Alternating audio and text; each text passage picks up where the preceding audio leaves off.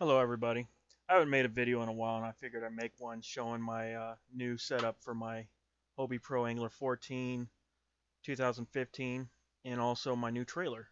As you can see, this is my old trailer. This was my old setup and it worked great, but just wasn't secure. So when I upgraded from the 09 to the new 15, I decided I needed something a little bit better. Started looking at cargo trailers and found this one on Craigslist. Now, as I open it up, you can see that I've got it set up as of right now for two Hobies. I've got a 15 and a 14.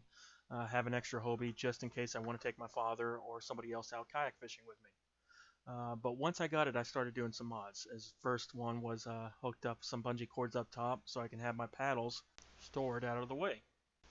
So the next big thing was making sure that my rods would make it through the traveling from lake to lake without having any problems or even getting damaged. So I went to Academy and found these boat buckles. They mount right to the wall, very secure.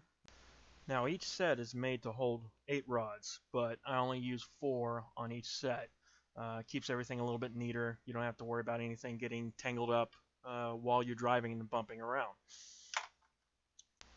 Now, if you kayak fish, you know exactly what a hog trough is, and as you can see, I've got a backup as well because I went to a tournament in the past and showed up with a broken hog trough and had nothing I could do about it. Worst feeling in the world. Now, as you can see, there's also this galvanized pipe that I have setting next to it.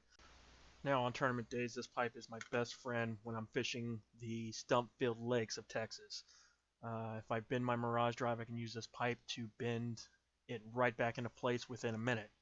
Now, as we swing back around to the side, once I open the side door, you can see that I have all my rain gear and my life jackets hanging on the door for easy access just in case if I show up to the lake and it's raining that morning. Now, as I step inside, you can see what the front of the trailer looks like with my tackle and my map storage. I have everything kind of separated into different brands and then also different types of soft plastics using the Easy View tackle system. Now, I've used this for a while now and haven't had any problems with it at all. It's a great product. Everything stays very secure. You can use it in your bass boat as well. Now, as we move down, you can see this cabinet. And this cabinet actually came out of my neighbor's house after a remodel. I gutted it out and built my own slats into it. Now, each slat can hold up to 2 Plano boxes. Then as a total, I can fit 24 Plano boxes in there. And that also leaves room at the very bottom to be able to fit bulkier items that I'm just not able to store in a Plano box itself. Now, I also have a Plano box that I have full of just Hobie spare parts. From the fins to the masts to even the pins and the rings. I have a whole bunch of spares just in case if I am out of town and something happens while I'm on the water, I'm able to take care of it and not lose time fishing. Now, as we swing to the side of the cabinet, you can see that I have all my excess spools right there, so I can get to it and use the excess line when I'm using finesse techniques, going from braid to fluorocarbon. Now I'm going to go ahead and unload my kayak out of the trailer using the Boondock landing gear, and I cannot say enough how great this product is. I had the old Hobie cart which worked, but the problem is you have to tilt that sucker all the way over to get it underneath, and with this all you have to do is just lift up a little bit on each side, slide a wheel in, and roll it right out. Also, the wheels are closer towards the center of your kayak, so on a tournament day when I have it completely loaded down, the weight is on the back side of the wheels, and it doesn't take much to really lift and move the kayak. Unfortunately, I didn't have the trailer pulled out as far as I should have when I was doing this, so it took me a little bit longer than it should to roll this sucker out. But now that I have the bottom kayak out, the top one will roll out on the frame that I built at a Unistrut. As you can see, the PVC pipe on the floor is actually mounted to the floor of the trailer, not to the frame. So I just have to lift it up over those PVC pipes and roll the whole frame out. Now that I had the spare kayak out, I can roll my kayak back in. This is how I usually have my trailer set up during tournament day. With the second kayak out, this makes moving around my kayak so much easier to get everything ready to launch in the morning. Now that you've seen the whole trailer, I want to kind of go into how my kayak itself is set up. Now, I store my battery in the very front hatch.